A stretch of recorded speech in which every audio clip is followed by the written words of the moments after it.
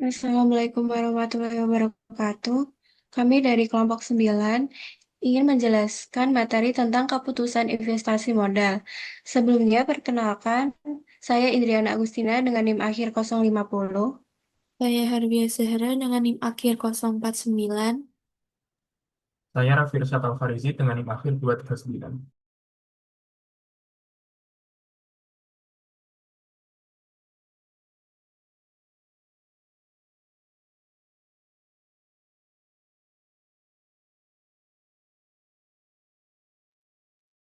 Selanjutnya ada pengertian keputusan investasi modal.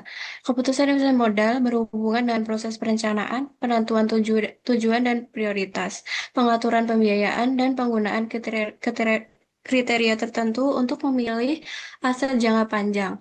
Proses pengambilan keputusan investasi modal disebut dengan penganggaran modal. Ada dua jenis proyek penganggaran modal, yaitu yang pertama ada proyek dependen.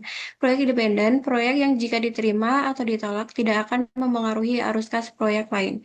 Yang kedua ada proyek saling eksklusif. Proyek-proyek yang apabila diterima akan menghalangi penerimaan proyek lain. Next.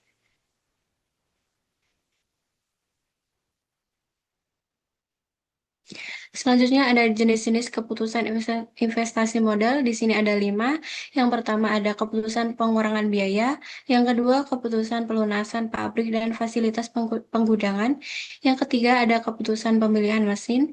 Yang keempat keputusan untuk membeli atau menyewa. Yang kelima ada keputusan penggantian peralatan. Next.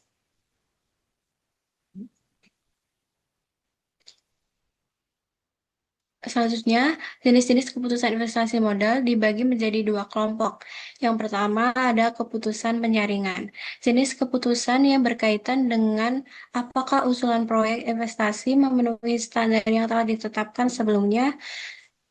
Yang kedua ada keputusan pemilihan. Jenis keputusan yang berkaitan dengan pemilihan beberapa alternatif usulan proyek investasi. Next. Selanjutnya di sini ada jenis-jenis arus kas, ada dua, yaitu yang pertama ada arus kas keluar. Investasi awal termasuk biaya instalasi, kenaikan modal kerja, reparasi dan pemeliharaan, dan kenaikan biaya operasi. Yang kedua ada arus kas masuk, yaitu ada kenaikan pendapatan, penurunan biaya, nilai sisa, dan pembebasan modal kerja. Dalam analisis investasi, arus kas lebih penting daripada laba bersih, karena mencerminkan penerimaan dan pengeluaran kas yang sebenarnya. Selanjutnya ada metode penilaian investasi modal. Di sini terdapat dua model, yaitu model non-diskonto dan model diskonto. Untuk model non-diskonto, metode analisis yang mengabaikan nilai waktu dari uang. Terdapat dua jenis, yaitu payback period dan accounting rate of return.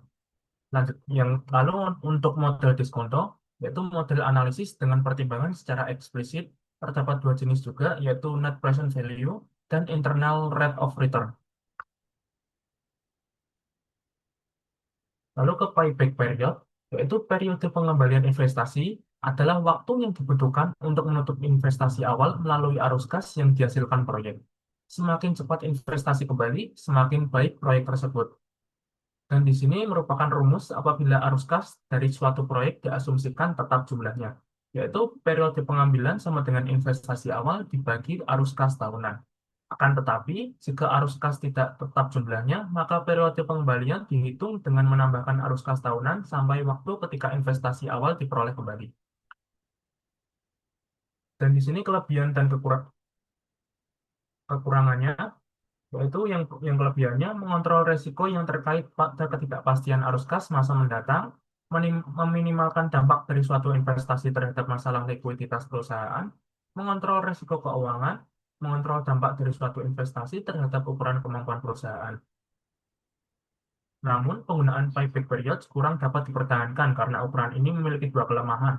Yang pertama yaitu mengabaikan kinerja investasi yang melewati periode pengembalian. Yang kedua, mengabaikan nilai waktu dari uang. Selanjutnya kita ke accounting rate of return. Metode penilaian investasi yang ini berusaha menunjukkan rasio atau perbandingan antara keuntungan neto tahunan terhadap nilai investasi yang diperlukan untuk memperoleh laba atau keuntungan tersebut, baik diperhitungkan dengan nilai investasi atau rata-rata investasi.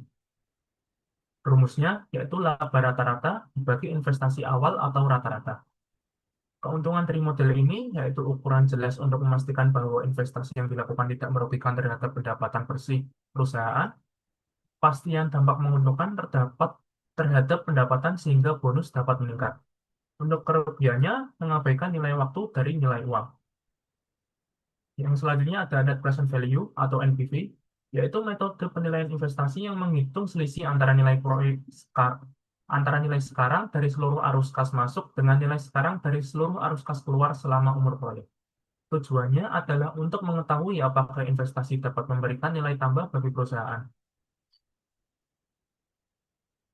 Untuk rumusnya sendiri terdapat tiga, yaitu sigma CFT dibagi 1 plus I pangkat T dikurangi, dapat dilihat di sini ya teman-teman untuk rumusnya.